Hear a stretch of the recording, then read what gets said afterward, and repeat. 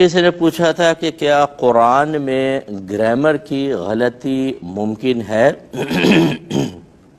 نہیں ہو سکتی ہے۔ اصل میں تھوڑا سا شاید یہ سائل کے ذہن میں کچھ وسوسہ پیدا ہوا۔ اصل یہ ہوتا ہے کہ دیکھیں گرامر جو معرض وجود میں آتی ہے، جب ہم عربک گرامر کو جمع کرتے ہیں تو ہم اس کے لیے بطور دلیل قرآن، حدیث، پھر اہل اللسان کا کلام، حتیٰ کہ دیہاتی جو لوگ تھے، اعرابی صحابی جو تھے، عربی لوگ تھے، چاہے وہ صحابی ہوں چاہے غیر صحابی، چونکہ ان کا کلام بڑا فصیح و بلیغ تھا اور وہ بڑی فصیح عربک بولتے تھے، تو بعض اوقات گرامر کے ثبوت کے لیے ان کے اقوال کو بطور دلیل پیش کیا جاتا ہے۔ یہ مطلب جو بھی نحو پڑھتے ہیں انہیں پتہ ہے، ہم علماء پڑھتے ہیں، ہمیں معلوم ہے۔ اس کا مطلب یہ ہوا کہ گرامر سے قرآن و حدیث کو نہیں دیکھا جائے گا، بلکہ قرآن و حدیث تو خود گرامر کو معرض وجود میں لانے کا سبب بنتے ہیں۔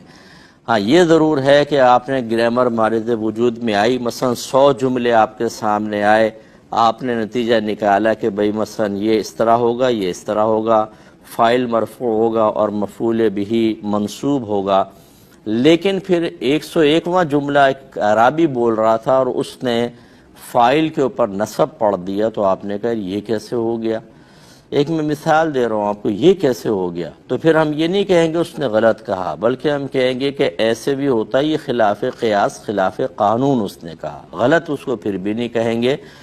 اور اس پہ بڑی دلیل یہ ہے کہ اللہ تعالیٰ نے ارشاد فرمایا کہ اِنَّا نَحْنُ نَزَّلْنَا الذِّكْرَ وَإِنَّا لَهُ لَحَافِظُونَ، بے شک ہم نے ہی اس قرآن کو نازل کیا اور بے شک ہم ہی اس کی حفاظت کرنے والے ہیں۔ لہٰذا یہ ہو ہی نہیں سکتا کہ قرآن پاک میں کسی بھی قسم کی کوئی غلطی باقی رہ جائے۔ سب سے پہلے تو میرے آقا صلی اللہ علیہ وسلم جو علوم کا سمندر ہیں،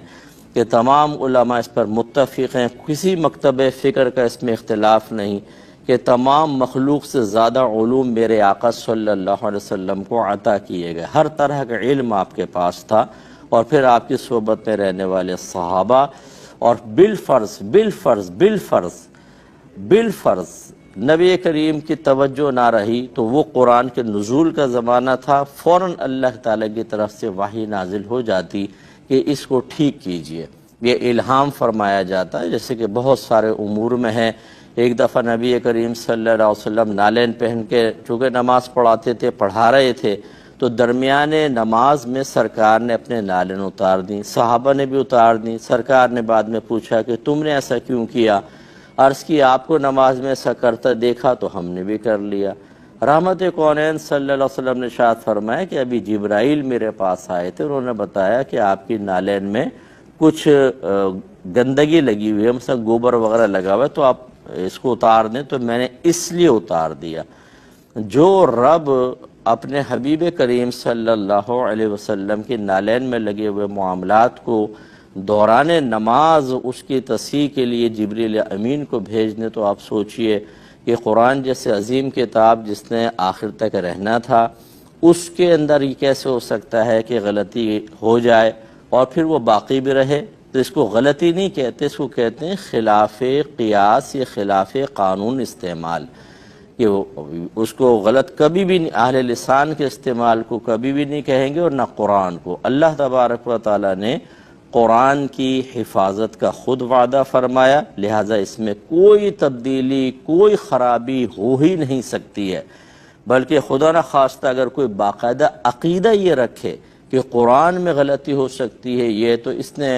اس نے اپنے مذہب کو کمزور کر دیا، کیونکہ اب تو غیر مسلمین کو کہنے کا موقع ملے گا کہ تمہارے قرآن میں غلطیاں ہیں۔ اس کا مطلب یہ قرآن جب ایک غلطی تمہارے اپنا کوئی آدمی کہتا ہے تو پھر دوسرے تو بدرجہ اولا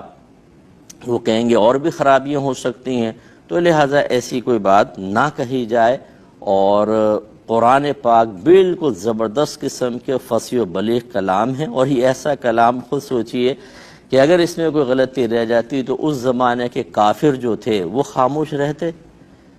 وہ تو ڈھونڈ رہے تھے کوئی چیز کہ کسی بھی طریقے سے اسلام کے اوپر اٹیک کرنے کا موقع ملے، لیکن وہ بالکل خاموش رہے، بلکہ انہوں نے تو قرآن کی فصاحت و بلاغت کو دیکھ کر متحیر ہو گئے، متعجب ہو گئے کہ یہ تو اس جیسا کلام تو یہ انسان کا کلام ہو ہی نہیں سکتا۔ تو اگر معاذ اللہ غلطی ہوتی تو اس قسم کے جملے تو نہ کہتے۔ تو امید ہے کہ آپ بات سمجھ گئے ہوں گے۔